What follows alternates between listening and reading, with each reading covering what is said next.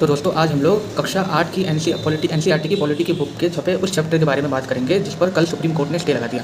दरअसल ये चैप्टर जो है ना, ये चैप्टर हमें सबसे पहले ये बताता है कि कैसे हमारे भारत की न्यायपालिका में न्यायिक प्रक्रिया में देरी की बात ये चैप्टर करता है। ये चैप्टर हमें बताता है कि कैसे हमारे यहाँ सुप्रीम कोर्ट में 81,000 से ज़्यादा, हाई कोर्ट में 62,40,000 तथा डिस्ट्रिक्ट और लोअर कोर्ट में 4,70,00,000 से ज़्यादा मामले पेंडिंग पड़े हैं। यही नहीं, साथ में चैप्टर हमें ये बताता है कि कैसे इतने सारे मामलों में से 3/4 मामले ऐसे हैं जो करीब 1 साल से ज़्यादा से पेंडिंग पड़े हैं। आधे से ज़्यादा मामले ऐसे हैं जो 2 साल या 3 साल से 4 साल से ज़्यादा से पेंडिंग पड़े हैं, और कुछ मामले तो इसमें ऐसे हैं जो 40-50 साल से भी पेंडिंग पड़े हुए हैं। दूसरा, ये चैप्टर हमें एक करप्ट जज को निरस्त करने के प्रावधानों के बारे में बताता है। दरअसल बात क्या है कि ये चैप्टर हमें एक आंकड़ा दिखाता है कि कैसे 2017 से 2021 के बीच में सुप्रीम कोर्ट में जजों के ऊपर 1600 मामले दर्ज हुए, करप्शन के 1600 मामले दर्ज हुए।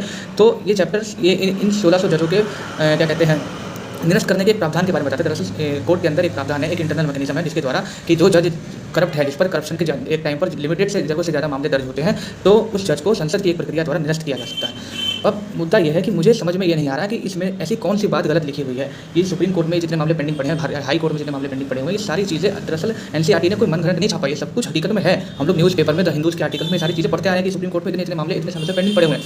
तो हमारे भारत में क्या होता है, एनसीईआरटी इस चीज़ को, इस बात को क्लास 8वीं के बच्चों के पढ़ने के लिए क्लास 8 के चैप्टर में छापती है। और हमारे सुप्रीम कोर्ट के 2 वरिष्ठ वकील, एक का नाम कपिल सिब्बल था, दूसरे का नाम मुझे ध्यान नहीं आ रहा, ये दोनों वकील पहुंच जाते हैं सुप्रीम कोर्ट और ये कहते हैं कि ये चैप्टर सीधा सुप्रीम कोर्ट का अपमान करता है। ठीक है।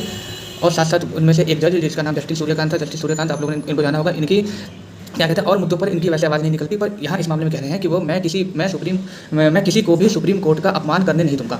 तो सर, मैं आपसे पूछना चाहता हूँ कि क्या जब आपने फैसला दिया था कि लिंचिंग के मामले में कोर्ट कुछ नहीं कर सकती, क्या तब सुप्रीम कोर्ट का अपमान नहीं हुआ था? मैं आपसे ये पूछना चाहता हूँ कि जब एसआईआर की संवैधानिकता का मामला अभी तक पेंडिंग पड़ा है और आप जगह जगह एसआईआर के नियम बनाते फिर रहे हो, तो क्या इसमें सुप्रीम कोर्ट का अपमान नहीं हो रहा है? तो खैर, बात तो यह है कि इस चैप्टर पर अब बैन लग चुका है।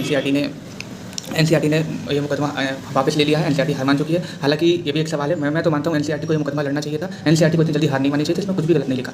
तो सवाल ये है कि क्या आप भारतीय बच्चों को सिर्फ अपनी तारीफों के पुल बांधकर पुल को ही पढ़ाना चाह रहे हो कि सिर्फ सुप्रीम कोर्ट की ताकत के बारे में, हम लोग क्लास 8 में सुप्रीम कोर्ट की ताकत के बारे में पढ़ते हैं कि सुप्रीम कोर्ट के पास क्या पावर है? क्या भारतीय बच्चे जो 8वीं क्लास के बच्चे हैं, जो 13 या 14 साल के बच्चे, जो जिनकी उम्र होती है, क्या उन बच्चों को ये जानने का अधिकार नहीं है कि सुप्रीम कोर्ट में दरअसल कैसे मामले पेंडिंग पड़े हैं, कि इतने सारे मामले कैसे पेंडिंग पड़े हुए हैं? क्योंकि अब आपने इस चैप्टर पर बैन लगा दिया, इस चैप्टर पर स्टे लगा दिया, तो अब भारतीय बच्चों को पता ही नहीं चलेगा। तो मैं आपसे पूछना चाह रहा हूँ कि क्या हमारा देश एक ऐसे देश की ओर बढ़ रहा है जहाँ न्यायपालिका की तानाशाही होगी? ठीक है। और मैं आपसे दूसरी बात ये पूछना चाह रहा हूँ कि क्या ये चीज़ कि 8वीं क्लास के बच्चों को या भारतीय बच्चे किताबों में क्या पढ़ेंगे, क्या ये तय करना सुप्रीम कोर्ट का काम है?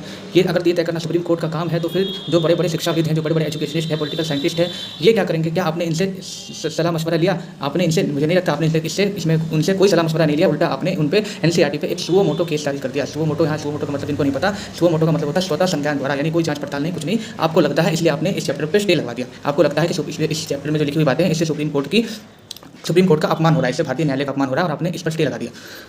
तो मैं ये मानता हूँ कि ये चैप्टर क्लास 8 में होना चाहिए था। इसमें कुछ भी ऐसा गलत है नहीं, एक तरह से देखा जाए तो। अगर इसमें किसी को कुछ गलत लगता है तो कृपया मुझे बताएं कि इसमें क्या आपको गलत लगा है, किस आधार पर आपने इस चैप्टर को बैन लगाया। मैं बस इतना ही जानना चाह रहा हूँ।